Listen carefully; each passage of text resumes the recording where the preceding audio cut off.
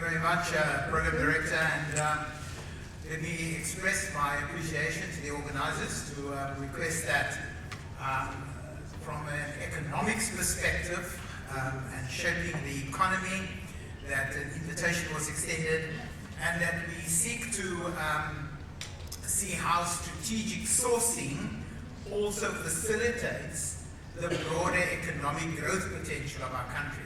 I'm sure all of us would have been listening with great interest, and I hope we did yesterday, to the Minister of Finance, again just detailing the extreme economic challenges and fiscal challenges that we face. And so all of us, it's incumbent on all of us to seek how we can in fact bring about not only savings but also efficiencies by doing things smarter, better, quicker, and in a way in which we evoke innovation that then also leads to job creation. Of course, as explained by the Program Director, my massive role in the province is that I'm responsible to ensure that we create an enabling environment, that businesses grow and expand, not only large corporates, but also SMMEs, and in fact also micro businesses. And a lot of what I'm going to talk about, and I just want to make sure that I get that right. Okay, so what I'm going to talk about, a lot has to do with the way in which we see procurement within a government context, but also how we are moving towards enabling small, medium enterprises to become more of a player in enjoying the larger benefits of the almost over 500 billion rand the 30% of the GDP of our country that's in the big procurement spend of government, and making sure that that enables a lot more. And so part of what we do in our department is that we seek to enable supply chain management and procurement activities to be a natural part of opening up markets to people who have been previously excluded from those markets. So it becomes a deliberate attempt, a strategic attempt, to seek that market access, enhancement of import replacements, industrialization is improved, and in fact that we promote where possible local production so that we can create local jobs.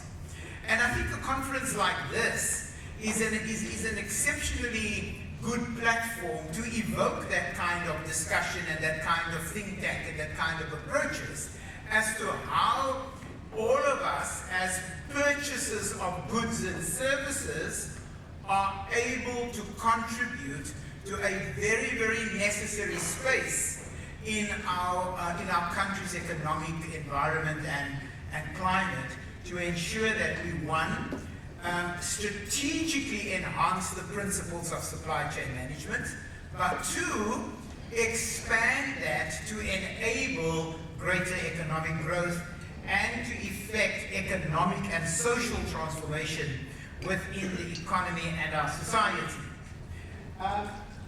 Public sector procurement, as I said when I started out, it embraces an enormous amount of money of the national fiscus. Just think about, and I understand that universities are quasi-public institutions. I'm sure that you get a lot of funding from the Department of Higher Education, and that and there's a whole host of stuff that goes with that. In my 9 years of being in government, and after having spent 30 odd years in private sector, it was a very, very interesting transformation, in that whilst we as governments, and I'm talking here generally, I'm not specifically going to speak only of the Western Cape government or my department in particular, but whilst we have a fairly large staff component, we also have a fairly large goods and services budgets. And so we tend to make sure that we pay people very good salaries. I heard yesterday over 29,000 of government servants are earning more than R1 million. Of course, what he didn't say was that we also pay about 450,000 rand tax back to government, and we also pay our own medical aid, and we also pay our own school fees, and so on and so on. And so, of course, you've got to take all of these things in the context in which it's said. But we spend up to 22% of our total GDP we spend on public procurement. And a lot of that we need to address, building of supplier markets, have a better understanding. Where does those markets come from? For too many suppliers of services to government or one department or one university is their sole market. It is the only thing that they have. And when the university changes its policy on supplier development, then suddenly that business goes out of business because it hasn't built up a chain of business and business development. We aid in providing a significant amount of employment through the people in which we give our business to. And then, of course, it is necessary that we develop greater supplier needs to understand the whole ethos, the whole platform of public sector procurement and how spending and growth can be affected across all of the sectors. So in defining strategic sourcing, we kind of realize that unless your strategic or your sourcing or your procurement creates value along the supply chain, then your procurement is in serious trouble. You've got to be able to know that not only for the service provider, but also for yourself as a recipient of a service, there has to be this value creation along the value chain. And value is not necessarily only in profits. And let me just re-emphasize that. Value is not only necessarily in profits. It is also in the well-being of the ecosystem as we go along. The process for crafting and organizing networks of supply in line with strategic operational objectives of the organization. I think as we're becoming more and more exposed to the Sustainable Development Goals, and particularly the economic side of the SDGs, we are beginning to realize that as corporate citizens, we've got a greater responsibility other than just, can I get this product at the lowest price no matter where, and is it always that the highest price product is the best price? There has to be a significant amount of strategic crafting and organizing of our networks to ensure that we get the best value across the supply chain. We've adopted in public service, and we've adopted it in our, particularly in our province, that a definition of strategic sourcing reads as follows: that it's a collaboration and a structured process of critically analyzing the organization's spending and using this information to make decisions more effectively. I think we totally underestimate the value and the power of the data that we collect, that we have, that we've collected over the years, and we don't necessarily use that data effectively in the strategic pursuit of value creation across the supply chain. And I'd like to encourage you today for what we're doing to see if we can't just move that faster. So within the Western Cape government, we've got a strategic plan that's now running at the end. In fact, we are now currently busy just adopting our next 5-year strategic plan. But it emphasizes the whole idea that collaboration amongst departments is so necessary, and alignment towards the strategic goals are so critical that we cannot anymore work in silos in order to achieve what we seek to achieve. And all of that has to be built on a very, very strong commitment of corporate governance, and that corporate governance must be first and foremost in our headspace, that it is clean administration, that there is no corruption, that we actually support what we need to do in a strategic and a deliberate and proper way built on strong governance principles. So we deal in a lot of where we are going with the strategic sourcing that requires government to adopt a differentiated approach that looks at the strategic importance of the purchase as well as the supply market complexity, and that we seek to fully understand it. We have positioned ourselves as a Western Cape government along a model that aims to shift from one that is transactional in nature to one that focuses on outcomes. Again, for us, the value chain that is created not only for the organization, but for the whole of the ecosystem of the economy becomes vitally important. And so it is based on that is traditionally an approach of that there's a lack of perspective of what is important. Do we actually purchase things for the importance that it brings about, or do we purchase things because I've got to actually spend my budget? And then at the end of the day, if I'm underspending, do I apply for my savings rollover as a matter of course, or is there a deliberate reason why I haven't spent that money and why I'm going to need that money in the next financial year in a very, very clearly articulated case of why I'm doing that? We're also concerned in the way in which there is ambiguity in supply chain. Ambiguity means that we really are not crystal clear on what it is we want to achieve with the money that is being resourced to us. And the complexity within supply chains oftentimes creates that there is a lack of capacity of full understanding across all of the organization. It is these symptoms of the problem that's felt in the process and also by all stakeholders, including those outside and that seeks to supply to government. I think one of the key things that I always have a challenge with is how we know in our specifications documents and when we do our draft terms of reference, how we know exactly what we look for, and yet on the supply side, there is a complete misalignment and misunderstanding. And so when the tender goes out and when the services are procured, and when the outcome is not what we wanted for, then suddenly we ask, but what was wrong in the process? We ticked all the boxes. We did everything that was right, but the product that we got didn't give us the outcome that we intended. And so we need to seek what we believe levels of maturity of demand versus supply. And we found out that in Western Cape government, there is a gap that exists between what is demanded and what can be supplied. We've grown significantly on the demand side over the last couple of years.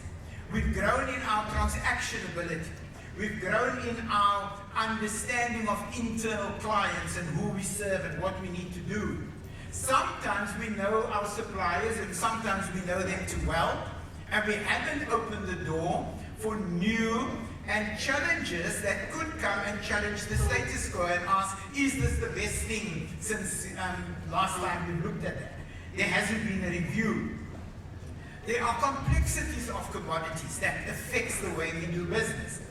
Our systems to manage our systems, particularly with the new kind of conditions around supply chain management and the requirements, are making the system far more complex than I believe what is necessary, and then our regulatory and our policy environment just becomes a lot more constraining, and so it's difficult for us to be able to do that. I'm not going to go through the others. For me, the worrying side is that the supply side has not necessarily grown in pace, and the key questions relate to a strong foundation from which suppliers need to operate. You know, we have a situation where it becomes so difficult for small, medium enterprises to compete against the larger, more entrenched organizations that they find it almost impossible to break through.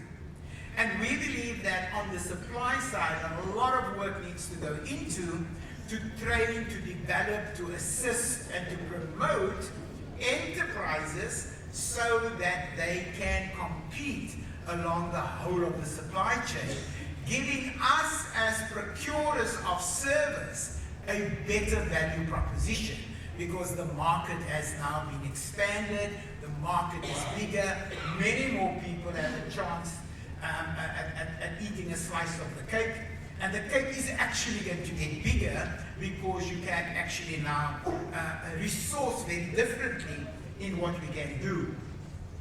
Also, we need to look at finding efficiencies on the demand side in order to stimulate faster and greater growth on the supply side. I believe that when we seriously look at maturity levels, and we're doing this now in 3 categories of service that I'm going to just talk about briefly: the category of catering, the category of security services, and one more, I'll come back to that. We're seeing the different levels of maturity developing along the supply side chain, and what happens over time is that the value on the vertical axis, the value and the impact that we're getting over time is that we are reaching a far greater optimization through supplier development, which is creating far greater value propositions for the whole of the supply and the demand and the supply chain management ecosystem, and that is what we're aiming at. So I think at the end of the day, that when we seriously seek to say we can maintain the status quo of what we have, yes, it's always going to be nice, it's going to be business as usual, but we need to challenge ourselves to start moving along that maturity index level, to move our whole supply chain management to a far greater level of maturity, so that the value that we get through the improvement of supply chains is able to benefit both the organization and the greater economy that we're seeking to grow. And so therefore, what we've actually developed within my department and provincial treasury is a collaboration that is cross-functional. A collaboration in which the strategic approach is grounded in the strategic sourcing strategy that is applicable to all of our security, all of our catering, and all of our IT. Now, of course, government procures much more than just those 3 classifications of services. But where we've started to develop this cross-functional collaboration was that we needed to first and foremost understand what is the demand side, what are we looking for, what is out there in the supply side, and how can this collaboration, this cross-functional approach, how can that be improved? And the focus has always been building on the capacity of suppliers to improve the relationship between government and the supplier community. I think it is an area of great need that, and particularly being a Department of Economic Development and Tourism, or Economic Opportunities as we phrase it in the province, it's making sure that not only in government but also large corporates, so we have an extensive role that we play with large corporates to assist them within their enterprise development and their supplier development programs to enhance the supplier side, or the supply side, to meet the demand. I think a very interesting case in point is what we did in Saldanha Bay. So in Saldanha Bay, we're investing heavily in the industrial development zone. I know it's outside of the education setup, but I'll use it as an example. And so we've developed a portal called the GrowNet portal. Because the cry was always from small, medium enterprises, but we excluded from the process. When tenders go out by the big firms, we never ever make the tender. And so we developed this portal called the GrowNet portal, where In essence, the demand side puts on the portal what the requirements are, and the supply side registers and says what they can deliver. Then a gap is determined electronically, and the gap is then addressed through enterprise and supplier development programs, so that you're making that gap smaller, and so that more and more SMMEs can join in and participate. So the strategic approach to procurement has always been to strengthen both the demand and the supply side. So we reduce duplication of efforts, which may be amongst departments. We reduce inconsistency in pricing, because sometimes that is ridiculous, the way in which pricing works. We create an expertise about the commodities among the purchasing officials so that they understand what it is, and reducing the complexities. We use the size and the value of spending on commodities that is commonly purchased across government to leverage buying and to make sure that it is as efficient as we can. We encourage common government policy positions on certain commodities and service, and we increase the government efficiency by providing information on government spending patterns. Now, of course, this is something that is new in government. It's a challenge. People don't quite fully understand all of that. But we really believe that when we do that, we will be able to address the challenges confronting SMMEs in order to become a player and supplier to governments.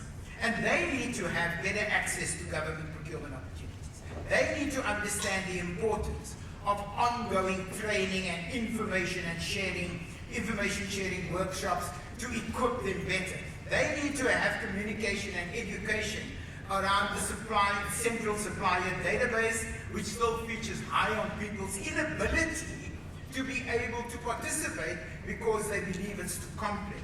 They will see a greater investment in the use of procurement technology and streamlining registrations of suppliers and standardization of government, and then of course the targeted procurement of suppliers in specific geographical sector or industry locations. So over the past couple of years, we've done quite a few things. We've started addressing the beginner stage. We've moved on to the small size, the medium size, and we are now working quite heavily with some of the largest IT companies across the world to make sure that they are able to utilize SMMEs within their roles as they supply to bigger government contracts. And I believe that this is making a change, particularly in those three industry sectors that we have targeted for change.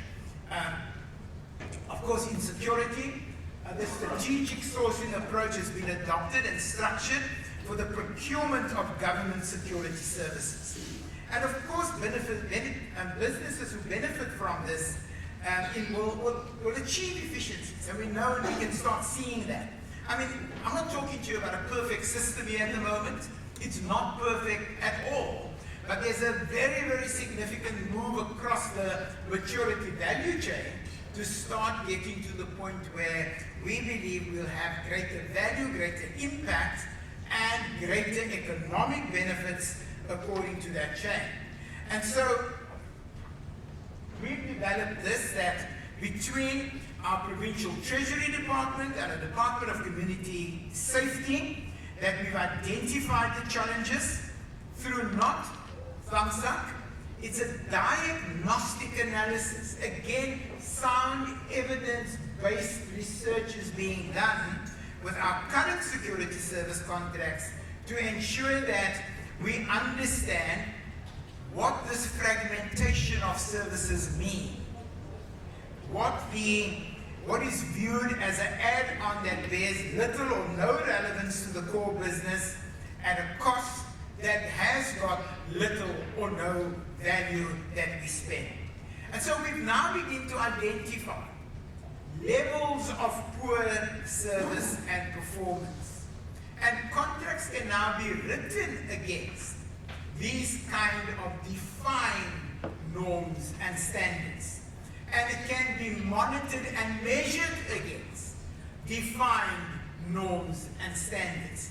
And that improvements, and this is important, that improvements can be brought about because of this collaboration, this cross-functional collaboration across the value chain. We also can address things like insufficient supplier development around security commodities, lack of supplier readiness, or when there are new and different things being thrown at us. That definitely, and I've mentioned this before, the cheapest does not always mean the best value for money, and that the lack of supplier relationships and management is such that we can move along the supply chain. One of the big things that goes with this is the training supplier development program that my department institutes and brings about for the service providers of other departments. So again, we're bringing this whole of government approach into the supply chain management. That the services procured by the Department of Community Safety, but the training of the suppliers is done by the Department of Economic Opportunities through the Enterprise Development Program and the Supplier Development Program and the Skills Development Program, because oftentimes the challenge is not so much within the ability to provide the service, but oftentimes it's the lack of the management skills to effectively run a business within a supply chain management context. And that is a lot of the kind of work that we're doing to improve the capacity of small medium enterprises. We do something similar for catering. I'm not going to go through all of that because of time's sake. And we also identify through catering across the whole of Western Cape government what is the best way in which small, medium enterprises can participate, what is the fostering of sustainable enterprises that are able to take up the opportunities that have become critical for us. For instance, we use very effectively a coffee company in Khayelitsha called the Department of Coffee at most of our departmental functions. Because on the one hand, we believe that developing small medium enterprises creates the multiplier effect for more and more jobs to be created. And that obviously is the impact of procurement and strategic sourcing that we seek to achieve. And a similar training program, a training of supplier development, is done within the catering context, and we do a similar one within cleaning services as well. Cleaning services is an interesting one because generally, and we're now looking at, particularly at this stage, the Department of Health, who's conducted a survey of the SMMEs who bid for cleaning contracts but are unsuccessful.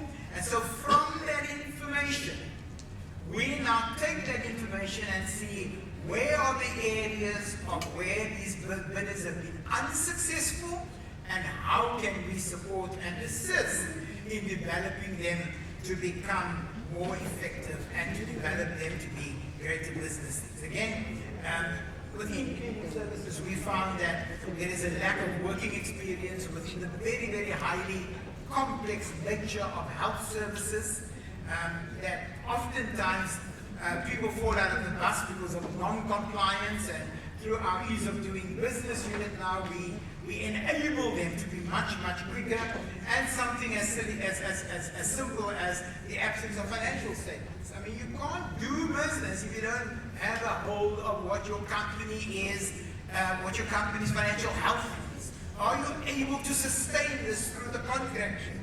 Are you able to be surviving when the 30-day period of payment is not going to be met? How are you doing on those stuff? So these are the kind of things where we are developing risk registers for SMMEs and helping them with their mitigations in order to meet those requirements. And again, I'm just going through because I know we've done So the question is, how do we maximize business opportunities? Well, first and foremost, we develop procurement governance objectives and targets. And I know the slide may be a little bit blurry, but it's all up there.